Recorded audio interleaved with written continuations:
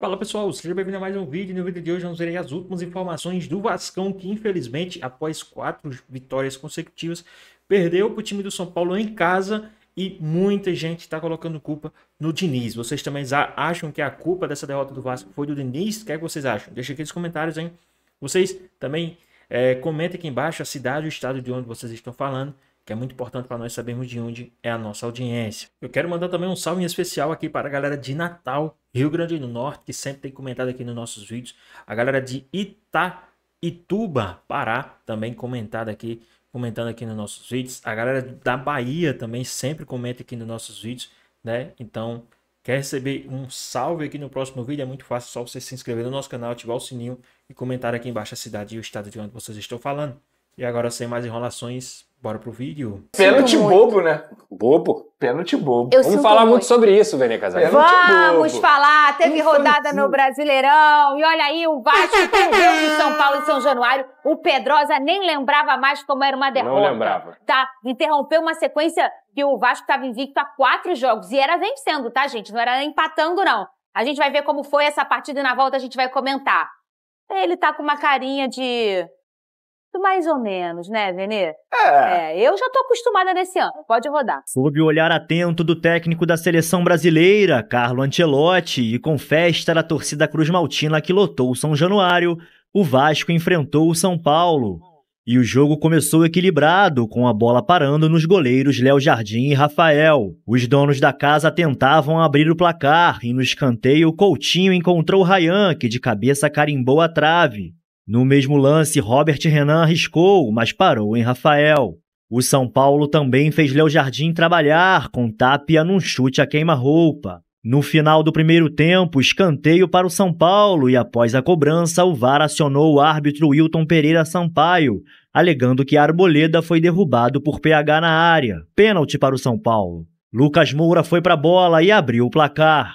Na volta do intervalo, os gigantes tentavam empate com 2 oportunidades para Coutinho, que chutou para fora. Logo em seguida, a arrancada de Andrés Gomes, que finalizou para uma excelente defesa de Rafael. O São Paulo continuou achando espaço e Luiz Gustavo, de volta a campo depois de 5 meses afastado, de cabeça fechou a vitória. Final, Vasco 0, São Paulo 2.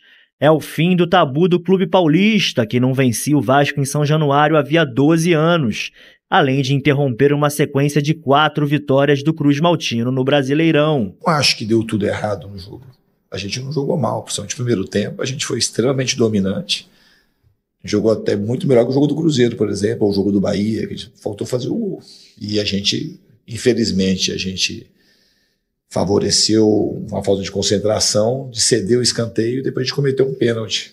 Então o jogo ia virar 0 a 0. A gente foi muito dominante. A gente botou para o segundo tempo também bem dominante, mas a gente não conseguiu fazer o gol. O Vasco está na 9ª colocação com 42 pontos e agora inicia sua preparação para o clássico com o Botafogo na quarta-feira. Olha aí! Ai, gente, eu não lembrava mais como é que era esse rostinho do Pedrosa sem as canjicas de fora. Porque era só sorriso, só...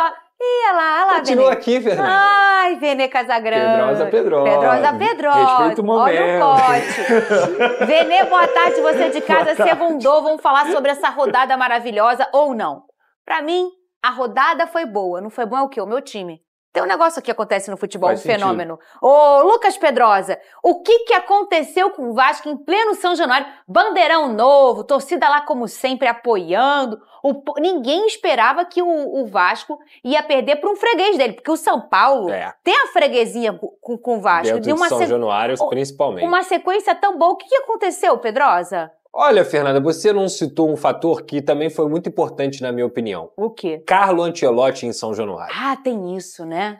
Assim, se a gente for olhar Vamos botando imagens dele aqui. O prisma, se a gente for olhar pelo prisma do resultado, o resultado foi muito ruim. Olha ele lá. Pode ir falando. Pra briga do Vasco. Porque o Vasco tinha uma oportunidade de colar no Fluminense e no Botafogo. O Vasco tinha uma oportunidade de abrir distância para um adversário direto na briga pela Libertadores e perdeu para esse adversário. Lembrando que o Fluminense perdeu para o Ceará também e seria uma noite perfeita para o vascaíno conseguir continuar sonhando com essa vaga na Libertadores, que não está longe. Agora, pelo prisma do desempenho, eu não posso ser oportunista aqui, Fernanda, e falar que o Fernando Diniz perdeu o jogo.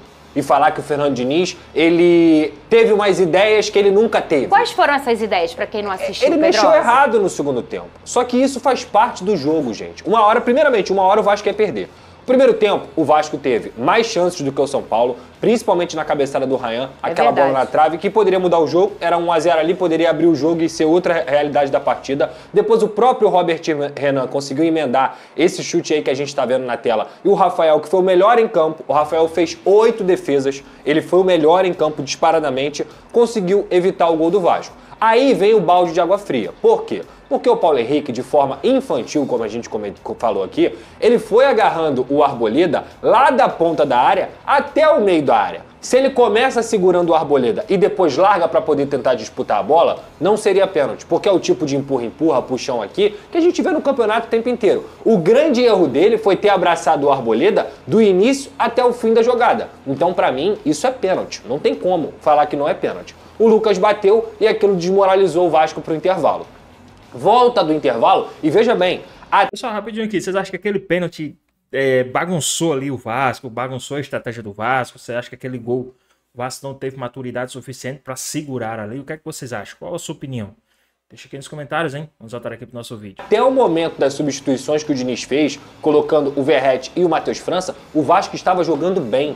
Parecia que o empate era questão de tempo. Teve uma chance com o Coutinho, teve uma chance com o Andrés Gomes, tiveram outras oportunidades que o Vasco conseguiu criar e o Vasco estava bem com aquela mesma formação que tinha entrado no primeiro tempo. Tava claro que para mim era uma questão de tempo, até pela força da torcida e tudo mais. O Diniz se desespera.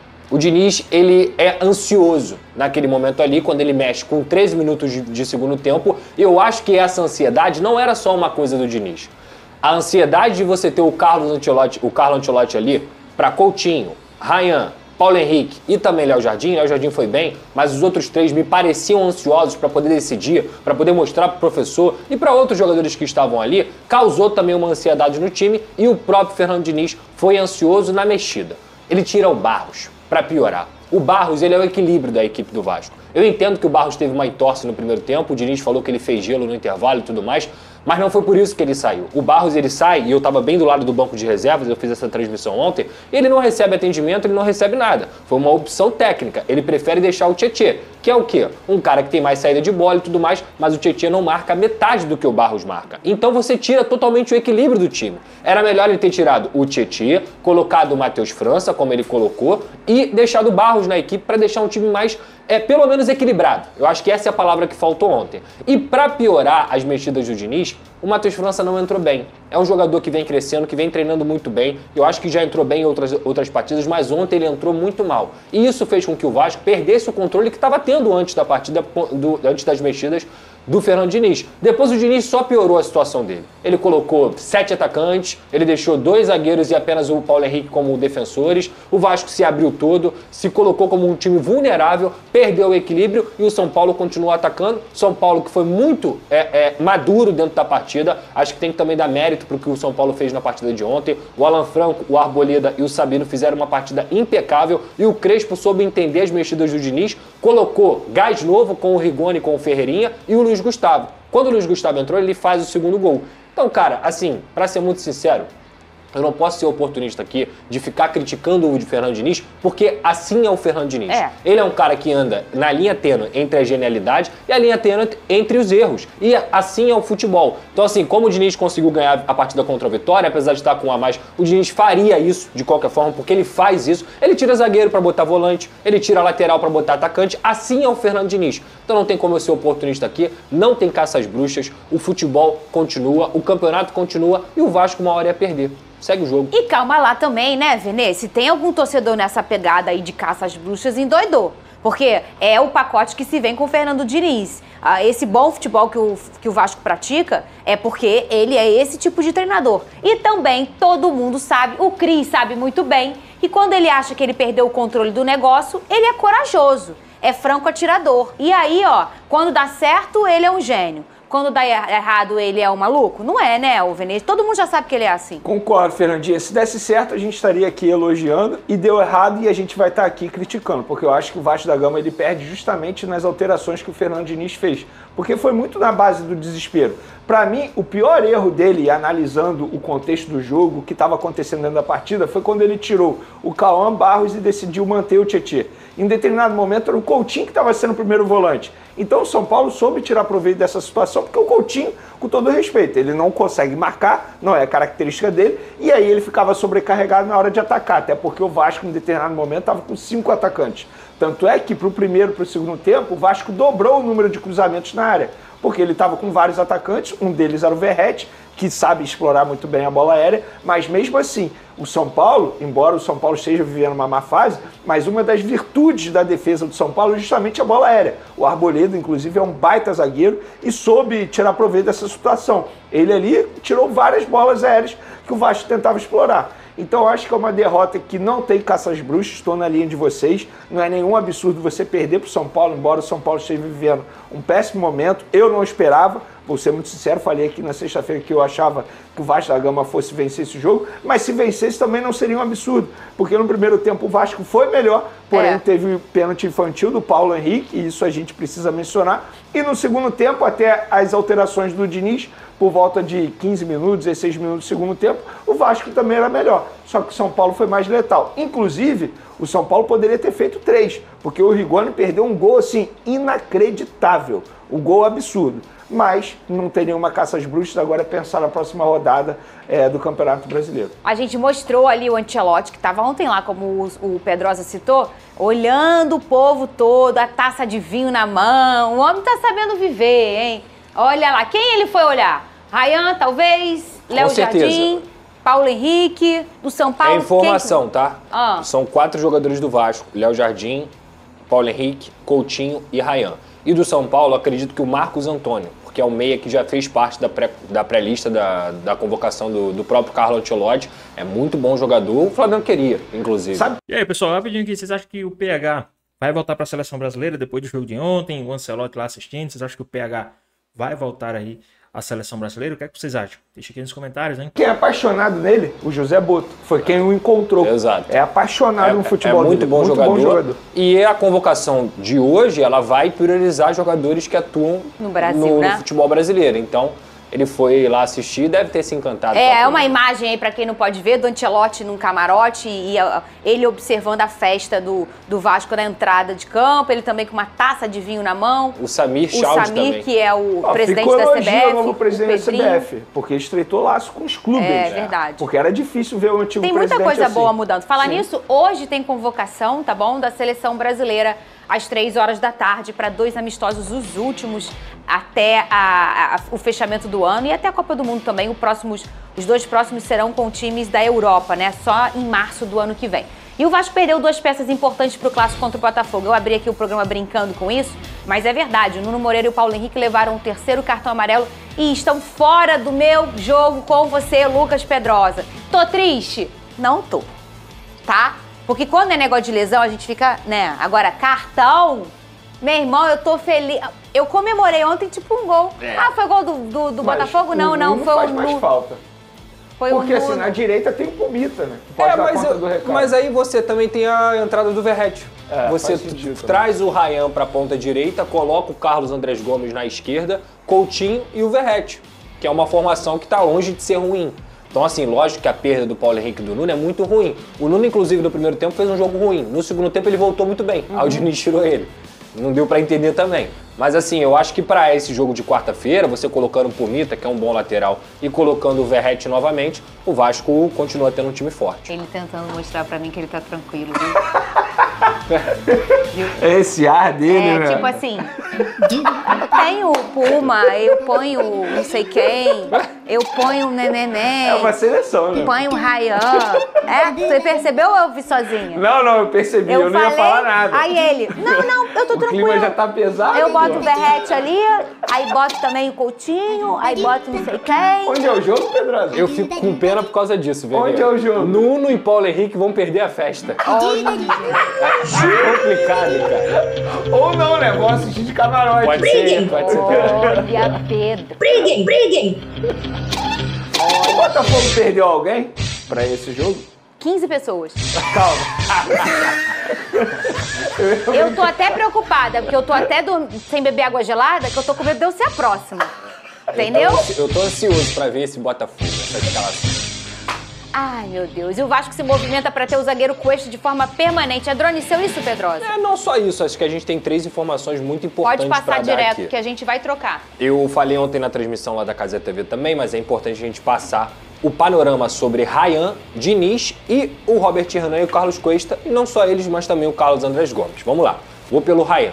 O Vasco já estuda um projeto, já conversa praticamente toda semana com o Valquimar, que é o pai do Rayan, e também um dos representantes, com os empresários do Rayan. Para quê? Para apresentar ao Rayan uma proposta de 5 anos de contrato e também com um salário na casa do R$1 milhão. Por que isso, Pedrosa? Primeiramente, o Rayan tem contrato até o fim de 2026, então no ano que vem já seria o último ano de contrato do Rayan. A gente sabe que propostas vão chegar. O Rayan é sondado por diversos clubes das diversas prateleiras no futebol europeu e também do mundo árabe. Então é um jogador que, para sair do Vasco, tem que ser uma proposta boa financeiramente para o clube, para ele e também com o projeto esportivo. O que o Vasco tenta mostrar para o Rayan? Primeiro, hoje ele está no radar da seleção brasileira, ele é um atacante de um dos principais times do futebol brasileiro, ele é um garoto que tem apenas 19 anos de idade, ou seja, ele ainda tem idade para ir para a Europa no ano que vem, quando ele completar 20 anos, e o Vasco não quer que aconteça com o Rayan o que aconteceu com muitos jogadores aqui no futebol brasileiro, que saem, batem na Europa e voltam. Exemplo, Vitor Roque. Voltou para o Palmeiras, foi mal no Barcelona, não conseguiu se firmar e nem no Betis. Outro exemplo, Caio Jorge. Foi para Juventus, rodou por times menores por lá, voltou para cá, tá no Cruzeiro arrebentando. Então o que o Vasco quer mostrar pro Rayan é que ele pode continuar aqui e se desenvolver como jogador de futebol a ponto de ele ficar próximo de uma Copa do Mundo. Não só isso, se o Vasco for para a Libertadores do ano que vem, é mais uma competição que o Rayan vai estar jogando. Gabigol e Pedro. Gabigol e Pedro também é outro. Eu posso dar 500 exemplos aqui, para que ele não antecipe essa ida e acabe freando a evolução da carreira dele. Então o Vasco tem tentado e vai apresentar essa proposta para ele, para ficar com o Rayan. Se chegar uma proposta financeiramente absurda, aí não tem como segurar, é sonho, o Vasco precisa, faz parte. Mas esse é o projeto esportivo do Vasco. Fernando Diniz, uma aspa que eu ouvi de uma fonte da diretoria ontem, abre aspas. Por nós, a gente fica 100 anos com o Diniz. Ou seja, ele é um treinador que o Vasco quer à frente do projeto esportivo do Vasco da Gama, por longos anos. Eles usam muito o Abel Ferreira como exemplo e talvez também até uma questão que tenha acontecido com o Felipe Luiz, que eu já falei aqui diversas vezes. Para mim, esses técnicos têm que ter segurança e dinastia para que isso possa acontecer e esses clubes vençam também. Então é outra informação, o Vasco em breve vai iniciar conversas para renovar com o Fernando Diniz. Sobre o Carlos Cuesta, Robert Renan e Carlos Andrés Gomes, são 3 jogadores que estão no radar para serem comprados. O Vasco quer comprar esses 3 jogadores e ficar com eles para o ano que vem, porque já entenderam que eles deram respostas dentro de campo. Quem também falou aí a respeito, né, desse jogo do time do Vascão foi o pessoal do Band Rio, os donos da bola, né? Vamos dar uma olhadinha em tudo que eles falaram a respeito desse jogo do Vasco, do Ancelotti, vamos dar uma olhadinha em tudo que eles falaram. Também que tá bem interessante. E vamos falar de Vascão, então. Beleza? O que foi que você tá com esse negócio na mão aí? Caiu o elefante, caiu. Ah, mas aí, essa aí é caiu. Tua. Eu escutei esse 23. Caiu. Esse elefante tem que ficar esperto porque a Libertadores tá em perigo, hein? Não, pô. Tá em perigo, tá perigando muito. Tá em perigo. Com esse jogo preguiça do Ancelotti, realmente tá difícil mesmo. Calma, Bucão. Guarda que ele vai E o próximo é o Vasco. O Vasco não conseguiu chegar à 5ª vitória consecutiva, perdeu para o São Paulo dentro de casa, mas eu acho que o vascaíno ele não tem motivo nenhum para encher o saco, porque o Vasco jogou muita bola. Só que futebol tem dessas coisas. Igor Dorelhão mostra pra gente como que foi e a gente volta para entender qual foi o verdadeiro motivo da derrota ou da vitória do São Paulo. Mas eu quero saber da derrota, da vitória do São Paulo, você liga lá no Neto. Vamos ver. Domingo chuvoso no Rio de Janeiro. Ótima ocasião para tomar um vinho. Foi desse jeito que Carlo Ancelotti foi recebido em São Januário para acompanhar Vasco e São Paulo, um dia antes de convocar a seleção brasileira. O primeiro lance de perigo da partida contou com a participação de 2 candidatos a estarem na lista. Cruzamento de Felipe Coutinho e cabeçada de Ryan na trave. Na sequência do lance, Robert Renan arriscou de fora da área e Rafael defendeu. O Cruz Maltino tinha o controle da partida, mas o tricolor ameaçava nos contra-ataques. Nesse, Bobadilha cruzou, Lucas Moura deixou passar e Tapia finalizou para a defesaça de Léo Jardim. Quando o primeiro tempo parecia que terminaria empatado, já aos 47, Paulo Henrique, que esteve na última convocação de Ancelotti, agarrou a Arboleda dentro da área. Depois de ser chamado pelo VAR, o árbitro Wilton Pereira Sampaio deu pênalti. Na cobrança, Lucas Moura deslocou Léo Jardim para abrir o placar. O Vasco voltou para o segundo tempo pressionando. Andrés Gomes rolou para trás e Coutinho quase empatou. Nuno Moreira serviu o colombiano, que invadiu a área, mas parou em Rafael. Fernando Diniz começou a mexer na equipe, pôs Verratti em campo, mas as mudanças não surtiram efeito. Se aproveitando dos erros vascaínos, o tricolor levava perigo. Matheus França vacilou e Sabino bateu forte. Léo Jardim pegou, David se embolou com a bola e Rigoni, cara a cara, mandou para fora. O São Paulo pediu mais um pênalti, dessa vez de Cuesta em Ferreirinha. Mas o jogo seguiu, até que aos 41 minutos, o camisa 11 deixou Paulo Henrique no chão e cruzou para Luiz Gustavo matar a partida. E no último minuto, Rigoni ainda teve mais uma oportunidade clara de fazer o terceiro, mas tirou demais. Nada que estragasse a noite tricolor. A gente não jogou mal, principalmente no primeiro tempo. A gente foi extremamente dominante. A gente jogou até muito melhor que o jogo do Cruzeiro, por exemplo, ou o jogo do Bahia, que faltou fazer o gol. E a gente, infelizmente, favoreceu uma falta de concentração, de ceder o escanteio e depois a gente cometeu um pênalti. Então o jogo ia virar 0-0, a gente foi muito dominante. A gente botou para o segundo tempo também bem dominante, mas a gente não conseguiu fazer o gol. A gente faltou inspiração para a gente fazer o gol. Com a vitória, o São Paulo trocou de posição com o Vasco e agora é o 8º colocado, a 3 pontos do Fluminense, voltando de vez a briga por uma vaga na Libertadores. Obrigação, objetivo e sonho, eu acho que tudo se mistura. O nosso objetivo, que tem a ver com o nosso sonho, é conseguir classificar direto para a Libertadores, mas com a derrota de hoje ficou mais difícil, ficamos 10 pontos do Bahia. A pré-Libertadores é mais real, mas não deixa de ser possível também classificar direto, só ficou bem mais difícil. Muito bem, Fernandão, eu acho que você compactua da minha visão de que é um jogo, é um percalço do caminho, não tem motivo para desespero. Não pode ter, GV, até porque eu quero fazer uma pergunta para você, para o Bocão, para a galera que está em casa.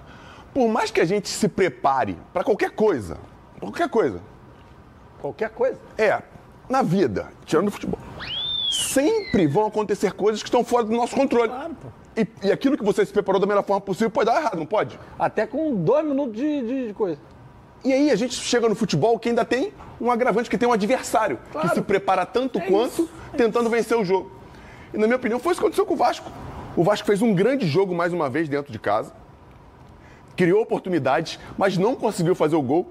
Não teve competência para botar a bola para dentro? Pode até ser que sim, mas o Ryan, que é um moleque que tem sido decisivo pra caramba, e acredito que o Ancelotti estava lá, muito mais para vê-lo de perto, né? É óbvio que ele foi ver o jogo de um contexto mais geral, mas para ver o Ryan mais de perto. Teve uma chance de cabeça que normalmente faria, acabou não fazendo, bateu na trave. Teve o capricho de bater na trave, que nem é contado como chute ao gol, que eu acho que isso é um pecado. E ele subiu a beça, né? Não, muito bem, fez o movimento certinho, queixo, ombro, a bola bateu na trave, não entrou. E o Vasco criou outras tantas chances, uma com o Felipe Coutinho, que também não costuma perder, uma batida cruzada no segundo tempo. E acabou cedendo um pênalti que, na minha opinião, tinha que ser marcado. A gente vai ver outros lances iguais não serem marcados. A gente sabe como é que funciona esse empurra-empurra, esse segura dentro da área, mas o PH exagerou e foi pênalti em cima do Arboleda. E o São Paulo acabou se aproveitando no segundo tempo de algumas chances que o Vasco acabou dando o contra-ataque, não tinha como não fazer. O Diniz até falou na coletiva uma coisa interessante. Eu fiz algumas substituições parecidas com... E aí, pessoal, vocês acham, rapidinho aqui, vocês acham que essa derrota do Vasco, ela conta aí pro Diniz? Vocês acham que foi culpa do Diniz, 100% do Diniz ali nas alterações? Qual a sua opinião? O que vocês acham? Deixa aqui nos comentários, hein? Vamos voltar aqui pro nosso vídeo. Do jogo do Vitória, e ninguém falou que foi errado. Agora vocês querem contestar, tem muito engenheiro de obra pronta. As coisas podem não ter acontecido da forma que ele queria. Mas o Vasco não teve, em nenhum momento do jogo, falta de ímpeto, falta de vontade de chegar ao gol. E criou muitas oportunidades para isso, só que não fez o gol. E a gente tem que ter uma ideia muito clara de que tem dias que isso vai acontecer.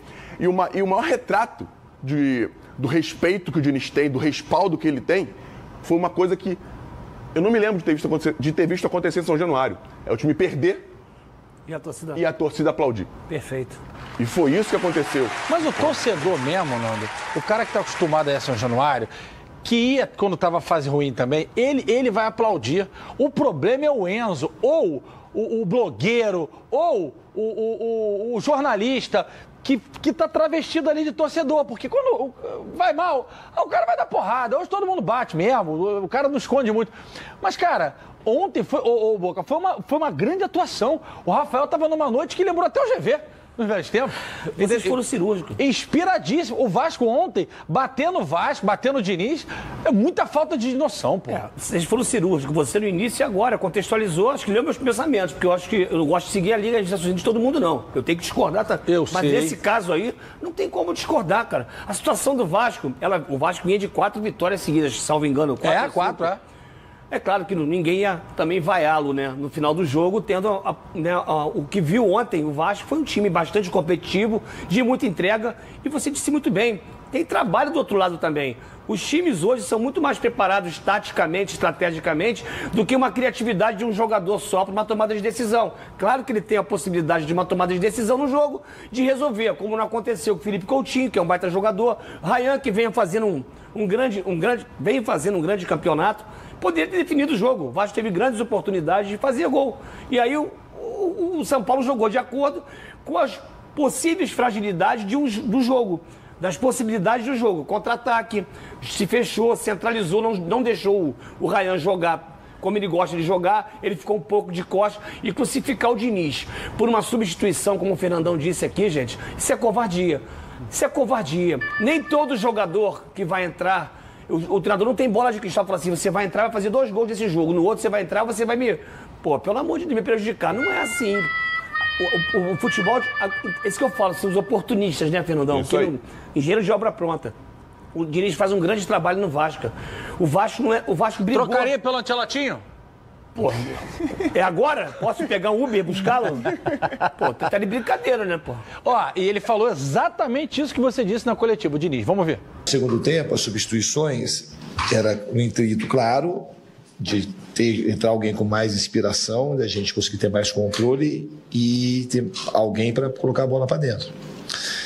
E a gente perdeu organização e cedeu alguns contra-ataques e errou algumas bolas na saída, que era o risco que tinha que correr. Eu arrisquei a gente, no mínimo, empatar o jogo. Isso, ele fez a mesma coisa que ele vem fazendo. E aí aquilo, tem dia que acontece como a gente planeja, tem dia que não acontece. E a torcida do São Paulo deve estar contente, né, com essa substituição que o Crespo fez, né? Deu certo, né? Matou o jogo. Aí no jogo seguinte, faz a mesma substituição. O São Paulo perde, vão crucificar o cara, o Crespo. Não é assim que funciona. Futebol são possibilidades, as oportunidades que o futebol te oferece. Só que tem 20 times para ganhar, tem 50 times na Copa do Brasil, 110 times para ganhar. Futebol é uma possibilidade. Se você não faz, quer ser feliz, acerta a casinha, sabe? Ô, Boca, mas o problema, exatamente, o problema é assim, quando ele improvisa alguém que dá certo, ele é gênio.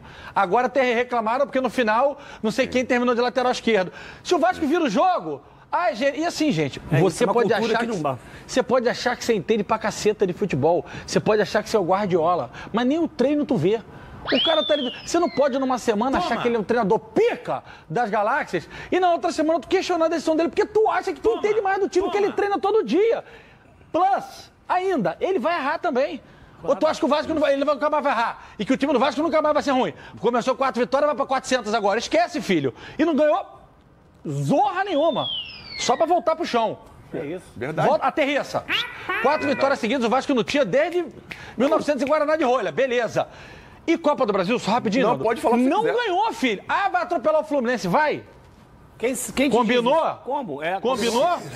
Pode ser que claudique ali não classifique para a Libertadores, eu acho que o Vasco classifica, mas pode ser que não. E pode ser que tome uma porrada do Fluminense e tá fora. Entendeu? Então assim, ó, desce, encara a realidade e continua trabalhando. Pra todo mundo. O torcedor não vai trabalhar, mas não cria a expectativa que tu é o Palmeiras. Tu não é, pô.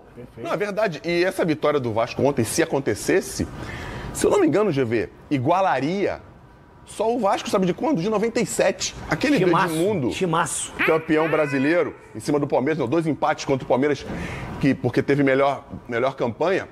E nesse ano, o Edmundo, pra muitos aí, que foi um tal de Ronaldo, o melhor do mundo, né? Mas dizem que o Edmundo podia brigar com ele lá, pra gente entender o tamanho do feito do Diniz e desse Vasco que a gente tá vendo jogar. E não adianta também crucificar certo jogador ou outro.